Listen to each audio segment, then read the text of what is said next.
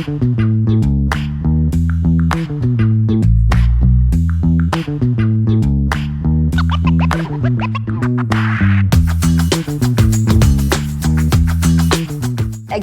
we have one member of staff at the unit and some volunteers, and we've been really lucky to have people to come across from the youth service, from the enterprise centre. We've had Victoria helping us, we've had Kendra from Motivate, not forgetting the people from Real Food, so right across the Real Food team. I think we've completed so far over 700 work hours. We've had I think over now about 12 tonnes of food into the unit. We then have to weigh all the food. It's physically really exhausting, I have to say. And then what we've been doing is putting food together in food bags and food parcels for people.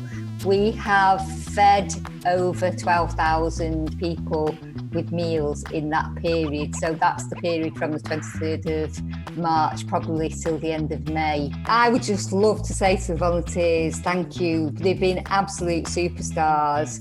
And we just could not have done this without them. If you think about feeding all those people in Wythenshawe, how could we have done it without those people?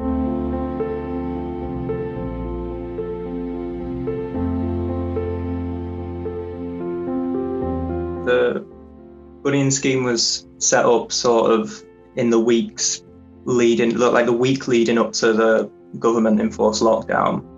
And the basic premise of it was that we knew there would be people in the Wythenshawe area who would be isolated and would be struggling with not being able to see people, not being able to see friends and family and whatnot. So we decided it would be a good idea for the volunteers that we've had helping us with various projects for a long time to get them involved in some sort of telephone buddying scheme to forge new friendships, new connections in the area, and to make sure that nobody, or as few people as possible, were being sort of left with nobody. In terms of volunteers, it's been grand because we've had loads of people who've volunteered with us for years who've wanted to get involved with it and help out, but also new volunteers as well from all over Greater Manchester really and beyond. We've even had someone, I think from Surrey, who has connections in Wythenshawe, has to be said, but she's thrown herself into it and gotten really involved.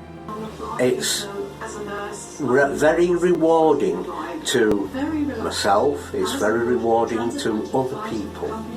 It's not all about talking, it's also about listening. We can chat away and talk about most things. We find the reaction from people being contacted very rewarding, and I'd do it again in a heartbeat.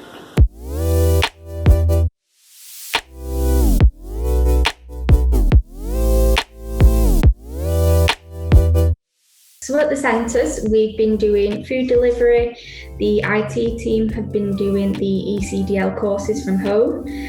We've then had Alistair doing universal credit applications.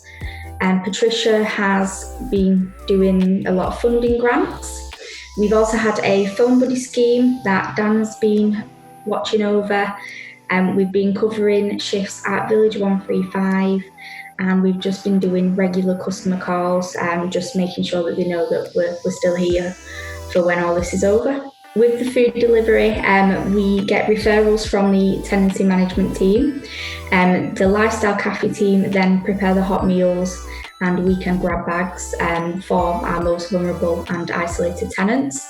We have received many donations from the likes of Fairshare, Manchester Airport, Bideford Community Centre, just to name a few of them. And the deliveries have then been done daily by the works teams, ensuring the vulnerable have a hot meal each day.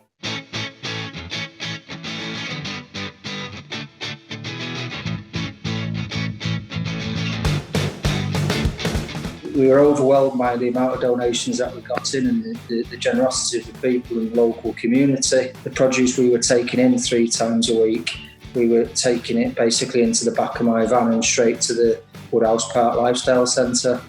They were then cooking it up into individual meals, and they still are doing, and delivering it out into the community. You know, as many people as there are that are needy and are wanting help, there's an equal amount of people who are willing to give the help. Thank you. Thank you. Thank you.